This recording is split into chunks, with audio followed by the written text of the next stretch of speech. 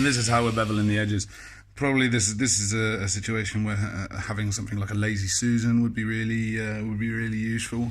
For anyone that doesn't know what a lazy Susan is, it's like a bearing with two plates, and you can just use it to spin things. You know, like it would just make it easy to rotate. But I mean, it's not too hard to do. It's just you just got to keep sort of spinning and spinning, so you're always working from the same edge that you want to bevel. So, and as I said before, we're using this this guy here. Focus. Anyway, it's a pointed high-speed cutter, and it's great for doing these little bevels. I can also just use it to sort of get inside and just trim back a little bit of the wall if it looks a little uneven. But you know, because we've gone through from the back and we've made these holes, and they're not symmetrical from the front and the back, so it gives us a little bit of freedom. Because, you know, although there are people that may pick it up and look at it and turn it over one side and then turn it over and try and, you know, check that the holes on both sides are exactly the same, but I don't think it's not going to detract from the look of the piece if the hole at the back is a slightly different shape from the hole at the front. If anything, it just adds more tactility. It increases the tactile nature of the piece, I guess. But you could definitely feel the difference. Obviously, I mean, you would expect, yeah, but from some of these holes are very clean, and you can feel the edge, and you know, you can feel that it's clean. It doesn't feel particularly bad, but when you run your fingers over the bits which are already beveled and smoothed out, there's a real difference. And it's very, you know, I love the feel of it when you run your thumb, because when you pick up a plate or a platter or a bowl, whatever, well, we'll say a platter because it's got this wide rim on it. The first thing you do when you pick it up, you automatically run your fingers like this. This is why I keep a little bit of a dome to the top, if you can see that. The edges come down and you can feel it with your thumb. You don't feel something that's flat because it's just flat. But when you have an edge, this camber, you really feel it. Your hand automatically makes this motion, and then you feel the edge, which is rounded, and you've got this edge underneath the body of the OG. And this is a nice feeling as well, because your fingers, you can grip. You don't feel like you're going to drop it or something because you've got this nice wide rim, but then your fingers can feel this OG shape, which is always, you know, it's a very pleasing shape, and from a very, very low profile foot, and then bringing the curve of the OG instantly away from the foot, which gives the piece the look of levitating from the table or wherever it's placed. So yeah, it's a long job, but I enjoy it. It's not going to be my last pierced piece, that's for sure. I've really enjoyed going at it. It might have been a touch ambitious for my first ever piercing. I've never done any piercing or carving, and I might have picked a slightly ambitious design may have made itself apparent. I haven't really, you know, I had a plan. Like I said before, there was some method to the madness, because, you know, if there's no method, there is only madness. I'm kind of used to that. But I did have a plan of how I wanted the rim to look, how I wanted the shapes, how I kind of wanted them to appear. But the rest of it, I've just let the wood tell me what it's doing. And yeah, as I say, the start through from the bottom, and I do as much work as I can creating the hole. And it actually looks, I don't want to say it, but it actually kind of looks nicer from the bottom than it does from the top. I hope that's not really the case. Maybe I'm just being tricked. But yeah, so I did as much as I could from the bottom, coming through the, breaking through the holes. But then when it came to turning around and doing the top part, I've then used a little bit of artistic license to reshape the hole as I want it to appear from the top. Some of them, as you can see, are very separated. If we come around here, you can see how some of them join into each other. And I knew it was, when I put the design into action, the partial design into action, I knew that this was going to be the case. Not least because drilling the holes through, obviously you get a little bit of breakout. Probably would have been better if I drilled through from the top, but then I still would have had breakout on the bottom. And that might have been even more of a pain to clean up, because I'm going to remount this on the chuck.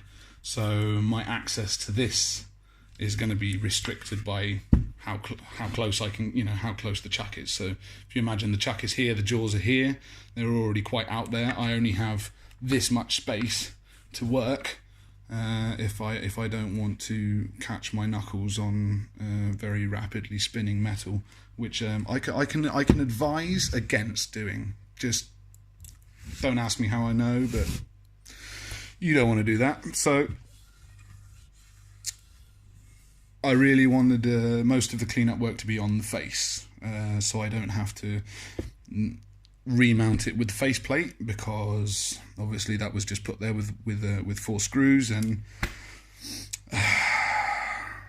the nature of screws in wood and the face plate is that it's not the easiest thing to put the face plate back on 100% exactly where it was. And if this is off even by the slightest amount when it spins again, I can't do anything to it. I can't do anything at all to the edges, because the edge is only going to be present for part of the revolution of the lathe. So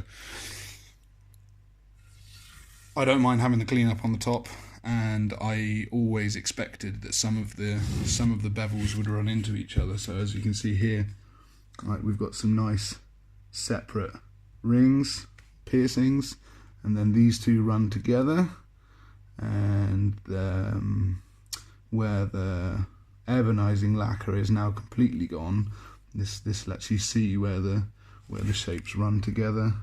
Some of them run together deeper than others, and some of them are just touching on each other. And I really like the way that it's came out. Apart from this one, you can imagine that the edges ran together a little bit too closely. But I really like the effect that I've got, especially with those beveled edges, as I was saying in the last video, just because of how white the wood is and how dark the lacquer was. You really get this striking contrast, and I really like the way it's come out. I don't mind at all that some of them have run together. I think it just adds to the organicness. This is what I really wanted to go for. Like I said, I had a little bit of a plan, but I really wanted it to be organic. I wanted to just start punching holes and just see how I can incorporate the shapes, or how I can incorporate the shapes of the piercings into the piece. And I'm really liking the way it's come out. A lot of work, but rewarding.